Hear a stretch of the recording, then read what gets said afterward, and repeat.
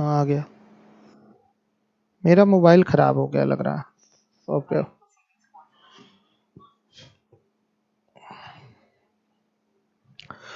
Good evening आप सभी बच्चों को, कैसे हैं आप लोग? देखिए मैं आ गया हूँ क्लास लेकर आप लोग की प्रिज्म की। आज खत्म हो जाएगा और चूंकि उस समय थोड़ा समय कल बाहर चला गया था तो थकान बहुत ज़्यादा हो गई थी, तो 3 बजे की क्लास लेने के बाद थोड़ा आराम करने लगा तो नींद आ गई। तो ये हुआ कि आज की क्लास शिफ्ट कर दी जाए नाइट में। तो अभी जीएस वाले सर पढ़ा के गए हैं, उसके बाद का टाइम मिला है मुझे। मैं अभी कंप्लीट करवा देता हूँ आपका प्रिज्म। पिरामिड कंप्लीट करा चुका हूँ, प्रिज्म आपका आज कंप्लीट करा दूंगा, फिर आपका स्टार्ट हो जाएगा फ्रस्टम। ठीक है, आइए देखिए सवाल है आपका, बहुत अच्छा सवाल है। 46 120 सेंटीमीटर गुणे 90 सेंटीमीटर आयताकार कागज को मोड़कर दो समबाहु त्रिभुजीय प्रिज्म बनाए जाते हैं। इस प्रकार से बने प्रिज्मों के आयतनों में अनुपात क्या होगा? ध्यान से देखिएगा, अनुपात चाहिए। दो प्रिज्म कागज मोड़कर जो अलग अलग प्रकार से बनाए जा रहे हैं उनमें आपको वॉल्यूम्स में रेशियो बताना है। उनके कैसे निकलेगा, ध्यान से देखिए। पहले अगर हम देखें तो ये कागज है, आप मोड़ रहे हैं इस कागज को, तो सबसे पहले ये नहीं बोला है कि किसको मोड़ रहे हैं। लंबाई 120 है इसकी, चौड़ाई आपकी 90 है, तो पहले किसको मोड़ रहा है? 120 को मोड़ रहा है कि 90 को मोड़ रहा है? तो बच्चों यहां पर जो देखिएगा, यहां पर लिखने का तरीका क्या है, 120 गुणे 90। तो पहले 120 को मोड़ेंगे यानी कि लंबाई को मोड़ेंगे। कुछ बोला नहीं है कि लंबाई को मोड़ना है कि चौड़ाई को मोड़ना है। पहले लंबाई को मोड़ेंगे, 120 पहले है 90 बाद में है, तो फिर 90 को मोड़ेंगे, यही सिस्टम रखेंगे। अगर 90 गुणे 120 लिखा होता तो 90 यानी कि चौड़ाई को पहले मोड़ते फिर लंबाई को मोड़ते। अगर कुछ ना बोले तो ऐसा किया जाता है, कुछ ना बोले तो ये काम किया जाता है। क्लियर है?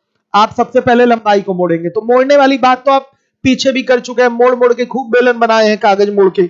तो जिस भुजा को मोड़ते हैं वही क्या बन जाता है? आधार की परिधि उसमें बन जाता था बेलन में। और यहां क्या होगा, आप 120 को मोड़ेंगे, लंबाई को मोड़ रहे हैं, तो यही आपका आधार का परिमाप बन जाएगा। ध्यान से देखिए, ऐसा आपका इस तरीके का प्रिज्म बनेगा। ये 90 हो जाएगा, ध्यान से देखिएगा। और ये ए हो गया, ए हो गया, ए हो गया। तो 3a बराबर क्या? 3a बराबर हो जाएगा 120। ए बराबर कितना? 40 हो गया। ध्यान से देखिए, ये ऊंचाई हो गई, इसकी ऊंचाई हो गई मेरे बच्चों। ये एक केस हो गया, ये V1 निकल के आएगा इसका। फिर एक बार मोड़ सकते हैं ऐसे, देखिएगा ऐसे भी मोड़ सकते हैं। ये देखिए, ये ऊंचाई अब यहां क्या हो जाएगी, 120 हो जाएगी, चौड़ाई को मोड़ना है। तो ये आपका A1 और ये A2 बोल दीजिए। ये भी A1, ये भी A1, ध्यान दीजिएगा। तो बच्चों A2 A2 A2 हो गया। ये H1 बोलिए इसको, और इसको H2 बोल दीजिए, बेहतर होगा आपके लिए। तो यहां पर 3A1 बराबर 120, तो A1 बराबर 40। अब 3A2 बराबर 90 हो जाएगा। तो मेरे बच्चों A2 बराबर क्या? 30। सही है, आधार की भुजाएं दोनों ही स्थितियों में पता चल गई। अब चाहिए V1 बटा V2।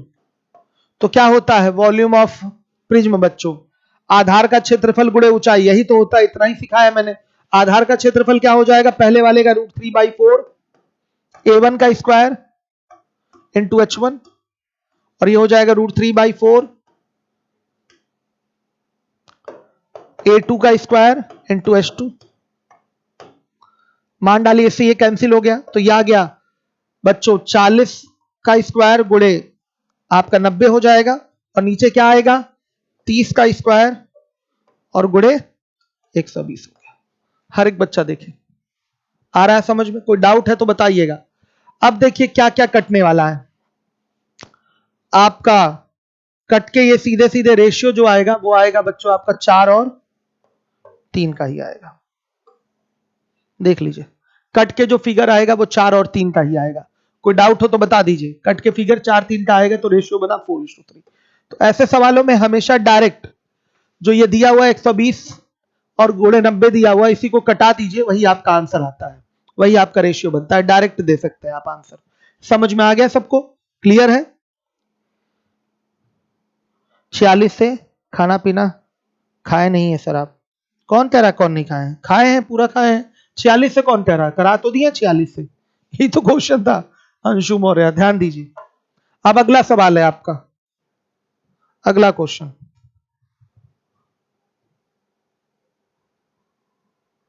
देखिए किसी समकोणीय प्रिज्म का, यानी कि राइट प्रिज्म की बात कर रहा है, वही है राइट प्रिज्म की बात कर रहा है। मतलब ये नहीं कि आधार समकोण त्रिभुज है, समकोणीय प्रिज्म यानी कि लंब प्रिज्म की बात कर रहा है। आधार एक समलंब चतुर्भुज है, उसकी समांतर भुजाओं की लंबाई 8 सेंटीमीटर और 14 सेंटीमीटर है, और समांतर भुजाओं के बीच की जो दूरी है वो 8 सेंटीमीटर है। तदनुसार यदि प्रिज्म का आयतन 1056 सेंटीमीटर क्यूब हो तो उसकी ऊंचाई कितनी होगी? हो तो गया। वॉल्यूम इक्वल टू क्या होगा? बेस एरिया और इनटू हाइट। प्रिज्म इस टाइप का है।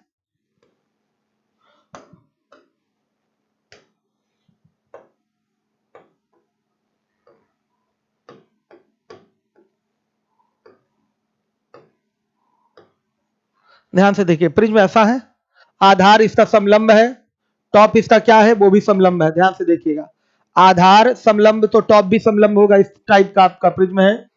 जो समांतर भुजाएं हैं उनके बीच की दूरी 8 सेंटीमीटर है। कलर चेंज कर दूं मैं, ये दूरी 8 सेंटीमीटर है। समांतर भुजाओं की जो माप है वो कितनी है? 8 और 14 सेंटीमीटर। तो बच्चों ये 8 हो जाएगा और ये 14 सेंटीमीटर हो जाएगा।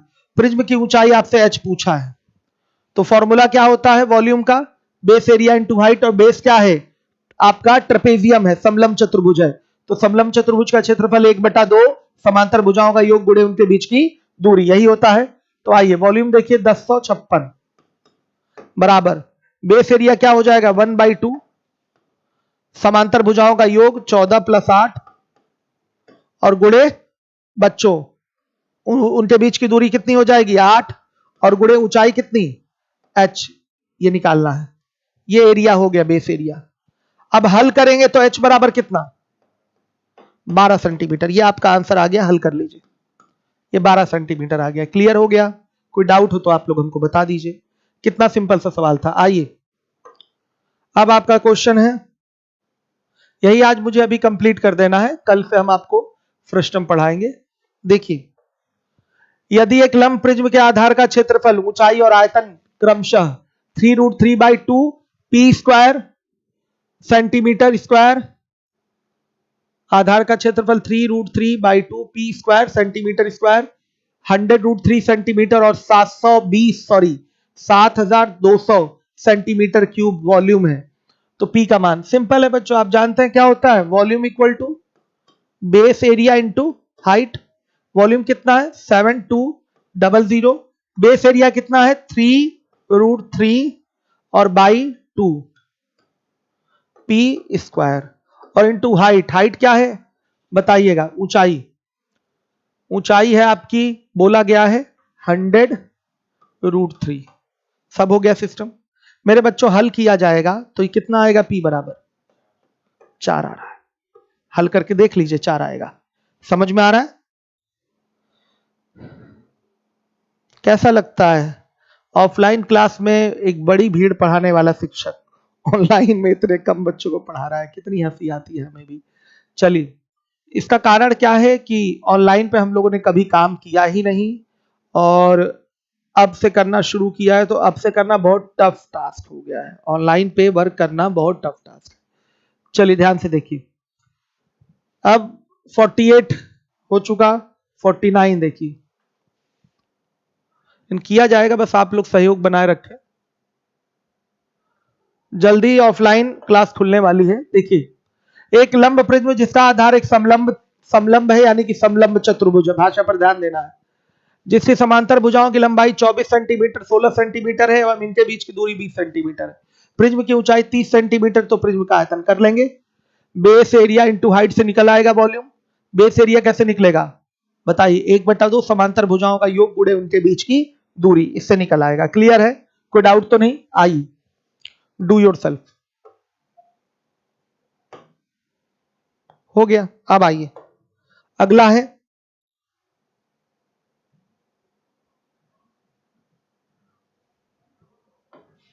एक लंब प्रिज्म जिसका आधार 8 सेंटीमीटर भुजा वाला एक समषष्ठभुज है। यदि प्रिज्म की ऊंचाई 50 सेंटीमीटर है तो प्रिज्म का पार्श्व पृष्ठ और आयतन ज्ञात कीजिए। प्रिज्म की ऊंचाई दे रखा है, आधार की भुजा दे रखा है 8 सेंटीमीटर, तो पार्श्व पृष्ठ और ऊंचाई दोनों आप निकाल लेंगे। सॉरी, पार्श्व पृष्ठ और आयतन दोनों निकल आएगा। इस तरीके से फिगर आपका बन रहा है। फिगर 3D है इसलिए थोड़ा इस तरह से बनाना पड़ रहा है। मिलाइए, रफ फिगर है, लीजिए रफ फिगर बन गया। ये भुजा 8 है, ऊंचाई कितनी है? ऊंचाई बोला गया 50 सेंटीमीटर। सबसे पहले आपको लैटरल सरफेस एरिया चाहिए। जानते हैं क्या होता है? बताइए। बेस पेरीमीटर, आधार का परिमाप, याद है ना? आधार का परिमाप गुणे ऊंचाई। आधार का परिमाप हो जाएगा 6 × 8 और ऊंचाई कितनी? 50। कितना आएगा? 2400 सेंटीमीटर स्क्वायर। वॉल्यूम चाहिए, बेस एरिया, तो 6 × √3/4 ए स्क्वायर यानी कि 8 का स्क्वायर इंटू हाइट। हाइट कितना? 50। कितना आएगा बोलिए? हाँ,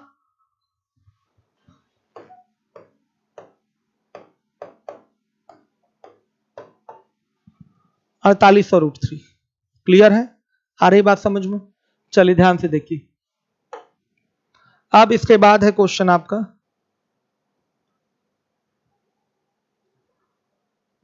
देखिए 90 सेंटीमीटर लंबाई 60 सेंटीमीटर चौड़ाई के एक कागज से दो प्रिज्म बनाए जाते हैं जिनके आधार समबाहु त्रिभुज है। वही पुराना वाला सवाल।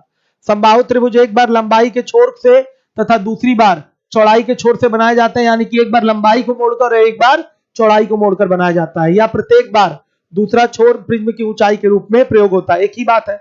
60 सेंटीमीटर भुजा को ऊंचाई मानते हुए बने प्रिज्म के आयतन तथा 90 सेंटीमीटर भुजा को ऊंचाई मानते हुए बने प्रिज्म का आयतन का अनुपात होगा। बच्चों वही सिस्टम है, डायरेक्ट आंसर दे सकते हैं। 90 60 यानी कि 9 6 यानी कि 3 2 3 2 आंसर आएगा इसका। आंसर क्या आएगा? 3 2। वही पुराना वाला पैटर्न है, पहले 90 को मोड़ना है और फिर 60 को मोड़ना है। कर पाएंगे? सीधे डायरेक्ट 90 60 के हिसाब से भी आंसर दिया जा सकता है। 3 2 90 60 का रेशियो, पहले 90 को मोड़े हैं तो इससे V1 वॉल्यूम 1 तैयार होगा, फिर 60 को मोड़ेंगे तो वॉल्यूम 2 तैयार होगा। V1 V2 का रेशियो डायरेक्ट इसी का रेशियो हो जाता है, डायरेक्ट ये आंसर हो जाएगा। बाकी बेसिक भी हमने पिछले सवाल में आपको बता दिया है। क्लियर है? आ रही बात समझ में? डीआई के लिए पढ़ाना है मुझे डीआई, लेकिन वो थोड़ा सा उसके फिगर्स डिफिकल्ट होते हैं, टाइपिस्ट अभी है नहीं उपलब्ध, इस कारण से वो बन नहीं पा रहा, नहीं तो 10 बजे आके डीआई में लेता। अब बार के बाद सब छोटे छोटे रहेंगे, एक दो दो दिन वाले रहेंगे, हो जाएगा। बाकी जो चीजें कराई गई हैं, जितना कराया गया, बार के क्वेश्चन और ढूंढ के लगाइए ना आप लोग, किताबों से प्रैक्टिस सेट होगा ना। पाई और बार पढ़ा दिया मैंने, पाई और बार के क्वेश्चन लगाइए खुद से। आइए, डू योरसेल्फ। ये आपका 3 2 आंसर आएगा, मैंने आंसर टिक कर दिया है। अब आइए, अब क्वेश्चन है आपका, एक प्रिज्म का आधार समषष्ठभुज है, यानी कि आधार की 6 भुजाएं होंगी, रेगुलर हेक्सागन इसका बेस है। पूछा गया शीर्षों की संख्या, तो 6 बच्चों नीचे शीर्ष होंगे, 6 ऊपर, तो 6 6 12। यह आपका आंसर आ गया 12। क्लियर है? अब आइए, 25 सेंटीमीटर ऊंचे 10 8 6 सेंटीमीटर भुजा के त्रिभुजीय आधार वाले, थोड़ा बड़ा करूं, ध्यान से देखिए, 25 सेंटीमीटर ऊंचे 10 8 6 सेंटीमीटर भुजा के त्रिभुजीय आधार वाले प्रिज्म को एक ऐसे त्रिभुजीय प्रिज्म में बदल दिया जाता है जिसके आधार की भुजाएं 5 4 3 सेंटीमीटर है। नए प्रिज्म की ऊंचाई क्या होगी? तो बच्चों देखिए, वॉल्यूम दोनों ही स्थितियों में बराबर, ये समकोण त्रिभुज की भुजाओं को प्रदर्शित कर रहा है 10 8 6, तो यहां भी ले लेंगे 10 8 6, ठीक है। ये भी 10 8 और ये 6 हो गया, 90 डिग्री यहां आएगा, यहां भी 90 डिग्री आ गया। ऊंचाई इसकी कितनी है? 25। ऊंचाई इसकी 25 है। अब क्या किया गया है, इसको आपने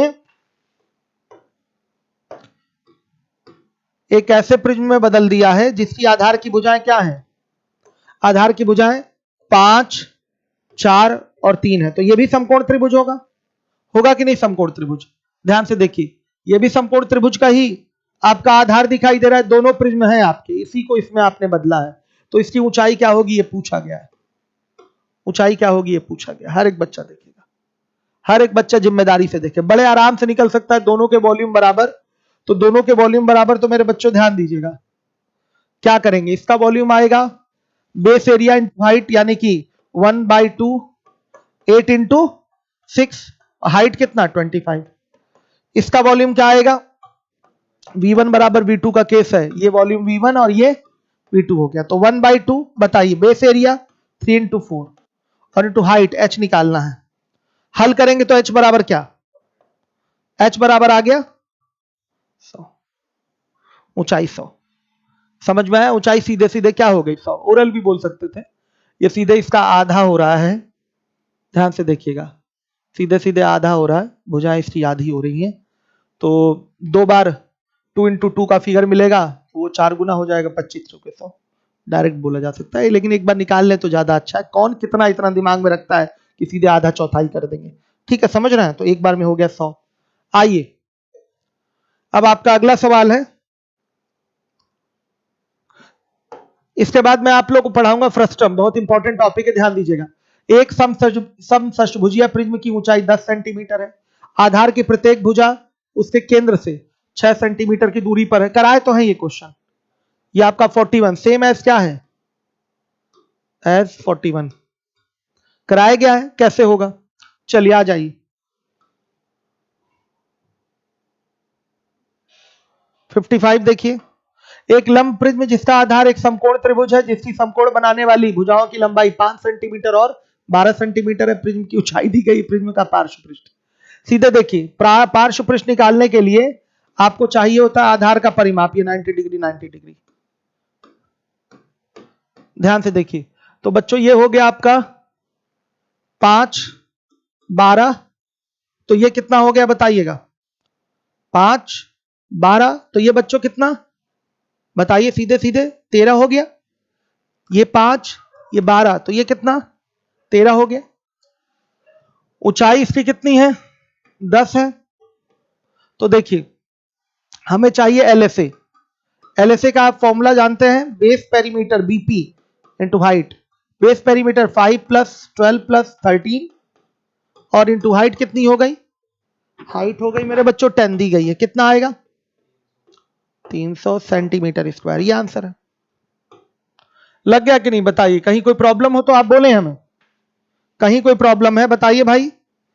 राजन श्रीवास्तव, अंशु मौर्य, विनोद, धीरज, विजय, सन्नी गोल्डन।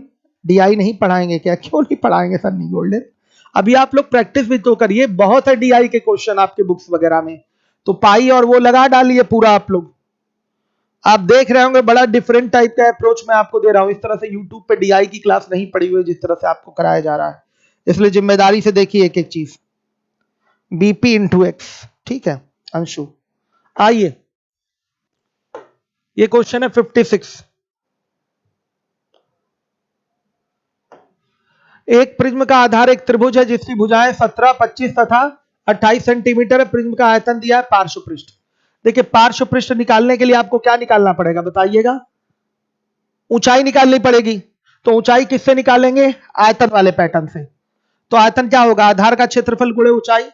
आराम से बच्चों आधार का क्षेत्रफल आप लोग निकाल लेंगे बिना किसी प्रॉब्लम के, ठीक है हो जाएगा। और गुणे ऊंचाई करेंगे तो 4200 के बराबर, ऊंचाई आ गई, फिर पार्श्व पृष्ठ निकाल लीजिए, डू योरसेल्फ कर लीजिए। हाँ खत्म, खत्म हो गया। आ गई बात समझ में, कोई समस्या? ये भी मैं खत्म करने जा रहा हूं, पैरेललोपाइप्ड समांतर षटफलक, ये भी कंप्लीट कराने जा रहा हूं, ध्यान से सुनिएगा। क्या इसको कल कराऊंगा, आज इतना ही ठीक है, सही है। आपका पैरेललोपाइप्ड वाला क्वेश्चन कटा नहीं होगा, कल करा दूंगा। कल ये पढ़ाऊंगा, 10 मिनट लगेगा इसको पढ़ाने में, और फिर उसके बाद मैं आपका फ्रस्टम शुरू करूंगा, वो लास्ट होगा। फिर उसके बाद कैट लेवल आपकी मेंसुरेशन शुरू हो जाएगी। जिम्मेदारी से पढ़िए। रजनीकांत शर्मा, मैं ओल्ड स्टूडेंट हूं, ये टॉपिक कम समझ में आ रहा है। ठीक है बाबू, आपका मेंसुरेशन क्लियर नहीं हुआ होगा रजनीकांत, 2D 3D इसलिए कम समझ में आ रहा है। सच्चाई है कि नहीं, ईमानदारी से कमेंट करिएगा। मेंसुरेशन पढ़े हैं कि नहीं सही से, 2D और 3D? ठीक है 2D 3D बताइए, पढ़े हैं कि नहीं बताइए, बताइए रजनीकांत।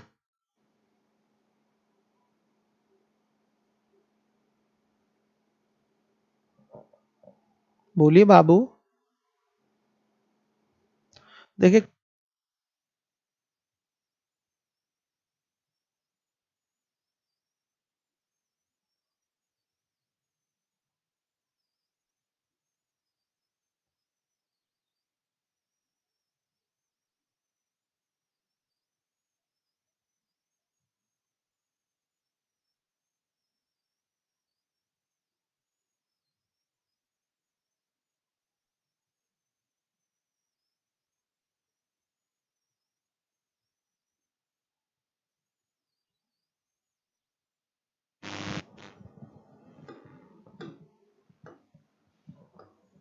समांतर षटफलक, ध्यान से देखिए इसमें है क्या, हर एक बच्चा जिम्मेदारी से देखेगा।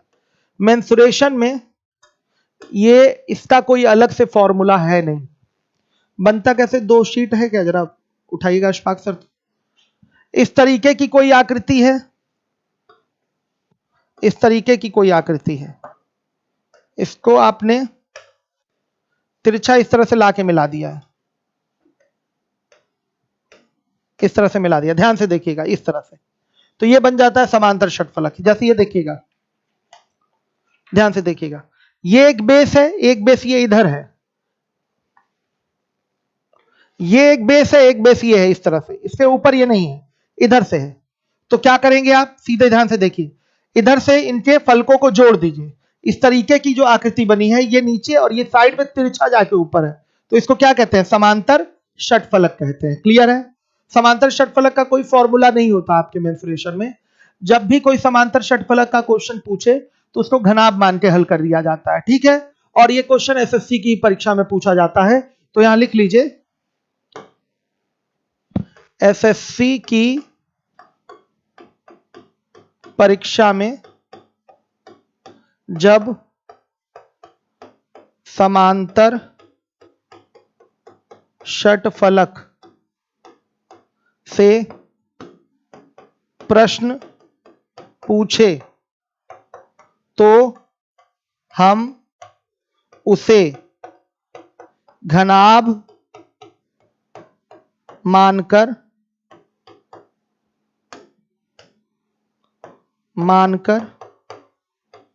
हल कर लेते हैं।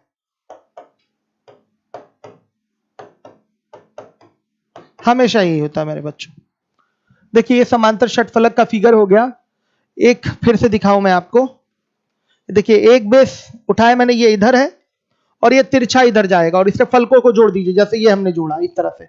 मतलब कोई घनाभ है, आटे का या मिट्टी का घनाभ बनाया, उसको थोड़ा आगे की ओर प्रेस कर दीजिए तो तिरछा हो जाएगा ना ऐसे, तो वो हो जाता है समांतर षटफलक। ये सब हम लोग जब हम लोग बच्चों स्टैटिक्स पढ़ते थे, स्थिति विज्ञान, तो उसमें वेक्टर वाले क्वेश्चन नहीं आते थे, तो वेक्टर के माध्यम से इसका आयतन निकालने का सिस्टम हम लोग पढ़े हैं इंटरमीडिएट में।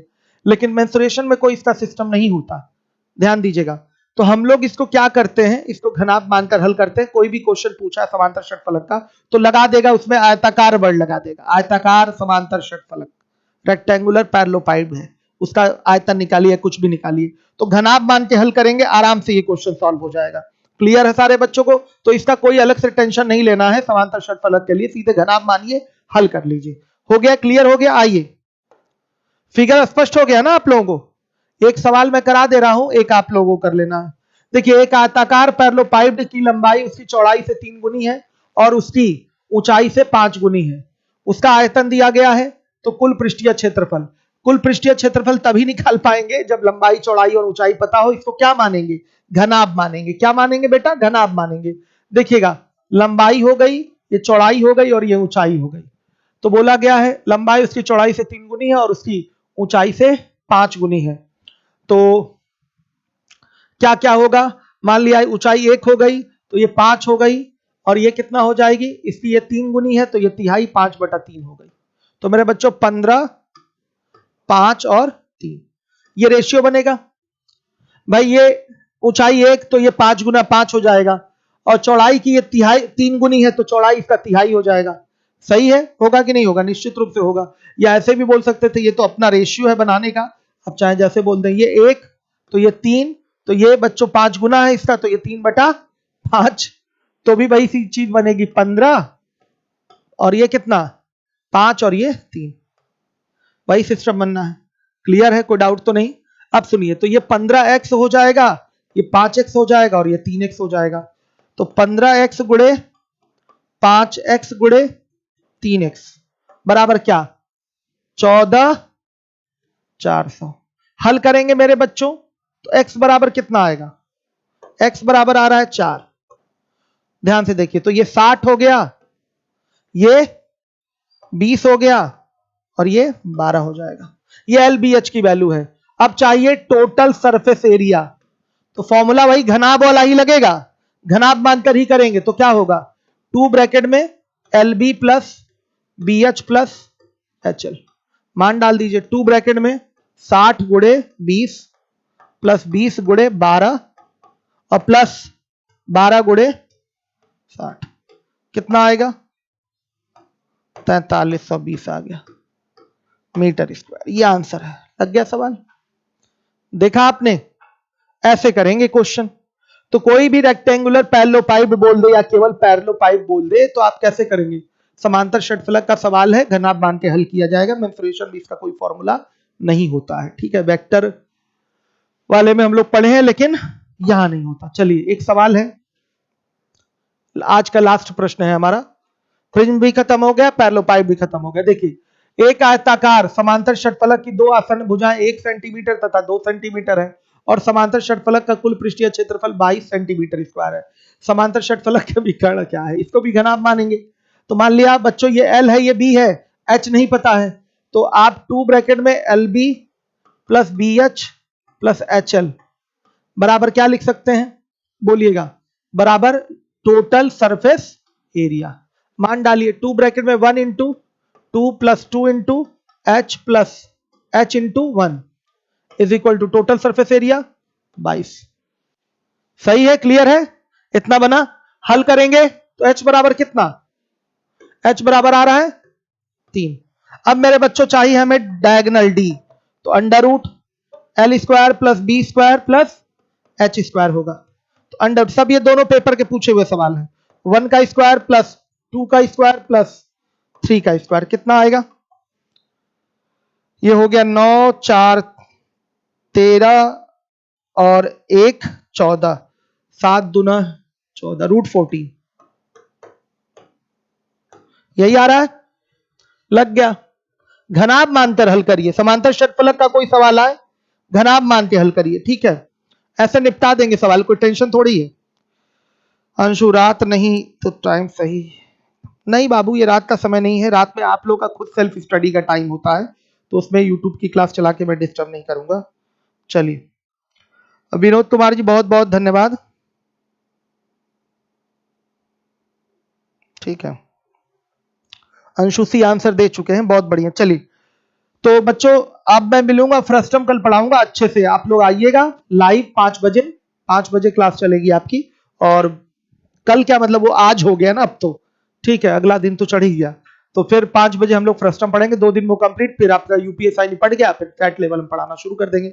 और कोचिंग खुलने वाली है जल्दी ही, 19 तारीख से शायद 9 से 12 तक का स्कूल खुलने वाला है। तो निश्चित रूप से कोचिंग का आदेश आए चाहे ना आए, हम 19 तारीख से ऑफलाइन पढ़ाने लगेंगे। ठीक है, हर स्थिति में। जैसे ही कॉलेज खुला 9 से 12 वाला कोचिंग भी हम खोल देंगे, भले तेल चले जाए। बहुत दिन हो गया ना बच्चों। Okay, thank you, good night. Good night, आराम करिए आप लोग, पढ़ना हो तो पढ़िए। ठीक है, रेगुलर आजकल कम से कम अपनी रूटीन में 12 से 14 घंटा पढ़ाई के लिए निकालिए। 12 से 14 घंटा, उसमें 14 घंटे में कोचिंग क्लासेस भी इंक्लूडेड हैं।